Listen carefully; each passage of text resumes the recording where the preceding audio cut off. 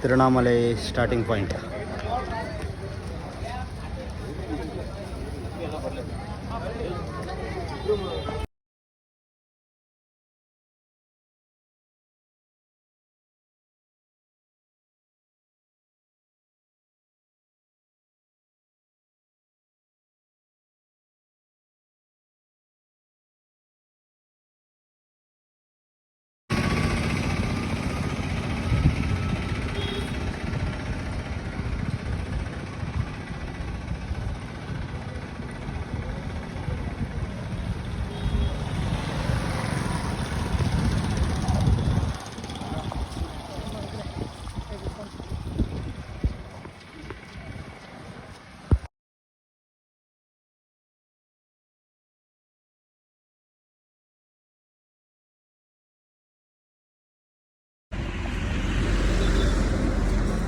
ಭಾಳ ದಿನದ ಡ್ರೀಮು. ರಾತ್ರಿ ಒಂದು 12:30 ಆಗಿದೆ.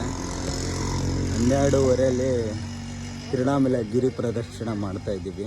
ಆಲ್ರೆಡಿ ನಾವು ಸ್ಟಾರ್ಟ್ ಮಾಡಿಬಿಟ್ಟು 11:30 ಸ್ಟಾರ್ಟ್ ಮಾಡಿದ್ದು. ಇವಾಗ ತುಂಬ ಮುಂದೆ ಬಂದಿದ್ದೇವೆ, ಅಂದರೆ ಒಂದು 3-4 ಕಿಲೋಮೀಟ್ರ್ ಅಷ್ಟು ಬಂದಿದ್ದೀವಿ. ಬಟ್ ಗಿರಿ ಪ್ರದಕ್ಷಿಣೆ ಮಾಡ್ತಾ ಹೊಸದಾಗಿ ಏನೇನೋ ಫೀಲ್ ಆಗ್ತಾಯಿದೆ, ತುಂಬ ಇದೆ. ಆದರೆ ಜನ ಬೇರೆ ಟೈಮಲ್ಲಿ ಇನ್ಷಿಯಲ್ ಡೇಸಲ್ಲಿ ಅಂದರೆ ಹುಣ್ಣಿಮೆ ಅಮಾವಾಸ್ಯೆಯಲ್ಲಿ ಸಿಕ್ಕಾಪಟ್ಟೆ ಜನ ಇರ್ತಾರೆ. ಆದರೆ ಇವತ್ತು ಆರಾಮಾಗಿ ನಡಿಬೋದು. ದೇವ್ರಿಗೂ ಎಲ್ಲೋ ಕಣ್ಣು ಬಿಟ್ಬಿಟ್ಟು ಇವತ್ತು ಎಲ್ಲ ಹೀಟ್ ಹವಾಮಾನ ಇರುವಂಥ ಈ ತಮಿಳ್ನಾಡಲ್ಲಿ ಇವತ್ತು ತುಂಬ ಕೂಲಾಗಿದೆ. ಯಾಕಂದರೆ ಮಳೆ ಬಿದ್ದಿದೆ, ವಾತಾವರಣ ತುಂಬ ವೆದರ್ ಕೂಲಾಗಿದೆ, ಎಲ್ಲ ಸಾಕಾಗ್ತಾಯಿದೆ. ಆರಾಮಾಗಿ ನಡ್ಕೊಂಡು ಹೋಗೋಕ್ಕೂ ಆಗುತ್ತೆ. ಬೇರೆ ಟೈಮಲ್ಲಿ ನಡ್ಕೊಂಡು ಹೋಗೋಕ್ಕೂ ಇಲ್ಲ ಆಗಲ್ಲ. ಬಟ್ ತುಂಬ ಖುಷಿ ಆಗ್ತಾಯಿದೆ ಮನಸ್ಸೊಳಗಡೆ. ಕತ್ನಲ್ಲಿ ಕಾಣಲ್ಲ ಬೆಟ್ಟ, ಆದರೆ ಆ ಬೆಟ್ಟನೇ ಶಿವ. ಆ ಶಿವನ ನೋಡ್ತಾ ಇರುವಂಥ ನಂದಿ. ಕರೆಕ್ಟಾಗಿ ಮುಖ ಹೇಗಿದೆ ಅದೇ ಮುಖದ ಮುಂದೆಗಡೆ ಕರೆಕ್ಟಾಗಿ ಫ್ರಂಟಲ್ಲೇ ಬೆಟ್ಟ ಇದೆ.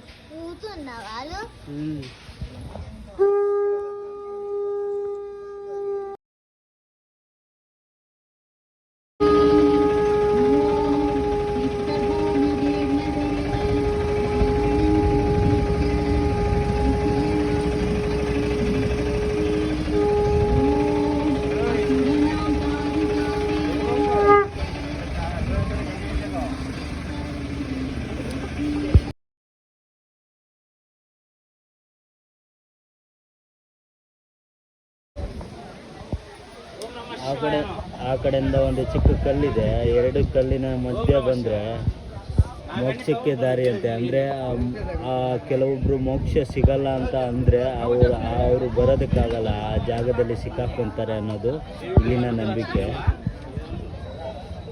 ಆದರೆ ತುಂಬ ಜನ ಈಸಿಯಾಗಿ ಬರ್ತಾ ಇದ್ದಾರೆ, ಕೆಲವೊಬ್ಬರು ತುಂಬ ಕಷ್ಟ ಕೂಡ ಪಡ್ತಾ ಇದ್ದಾರೆ.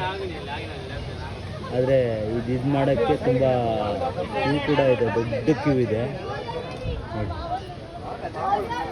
ಎಲ್ಲರೂ ತಮಗೆ ಮೋಕ್ಷ ಸಿಗುತ್ತಾ ಅನ್ನೋದು ನೋಡೋಣ, ಟ್ರೈ ಮಾಡೋಣ ಅಂತ ಹೇಳ್ಬಿಟ್ಟು ದೊಡ್ಡದೊಂದು ಕ್ಯೂ ಮಾಡ್ಕೊಂಡ್ಬಿಟ್ಟಿದ್ದಾರೆ. ಆ್ಯಕ್ಚುಲಿ ಇದು ಕಡಿಮೆನೇ ಅಂತೆ ಈ ಕ್ಯೂ. ಒಂದೊಂದು ಸತಿ 2-3 ಕಿಲೋಮೀಟ್ರ್ವರೆಗೂ ಹೋಗಿರುತ್ತೆ ಕ್ಯೂ. ಇಲ್ಲಿವರೆಗೂ ಅಷ್ಟೇ ಇದೆ ಇವತ್ತು.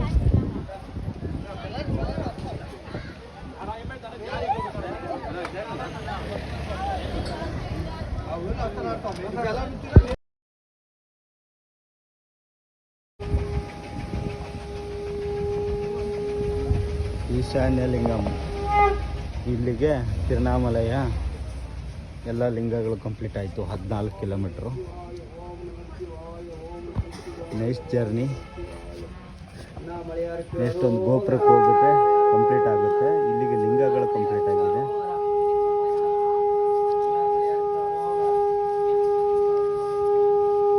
ಲಿಂಗ ದರ್ಶನ ಮಾಡ್ತಿದ್ರೆ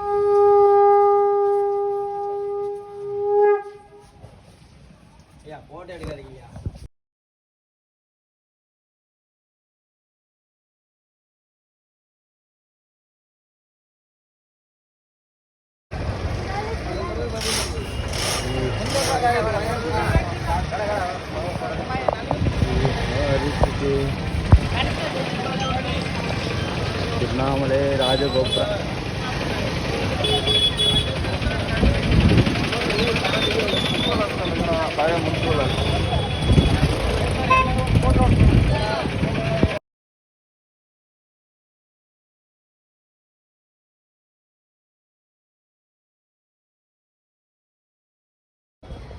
ಗೋಪುರನೇ ತಲೆ ಎತ್ತು ನೋಡ್ಬೇಕು. ಹೋಗಿ ಗುರುಗಳೇ,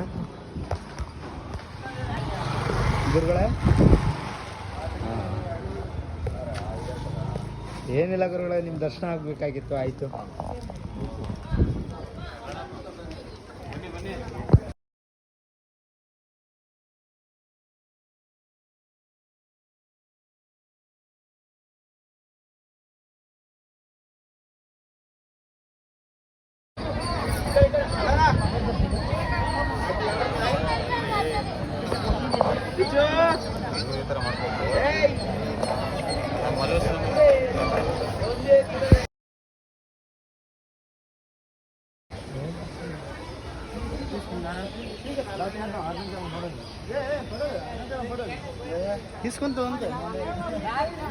ಕಾಂಪೌಂಡ್ಗಳೇ ಎಷ್ಟೊಂದು ದೊಡ್ಡದಾಗಿದೆ, ದಪ್ಪವಾಗಿದೆ. ಸಾಧಾರಣವಾಗಿ ಒಳಗೆ ಬರೋದಕ್ಕೆ ಚಾನ್ಸೇ ಇಲ್ಲ.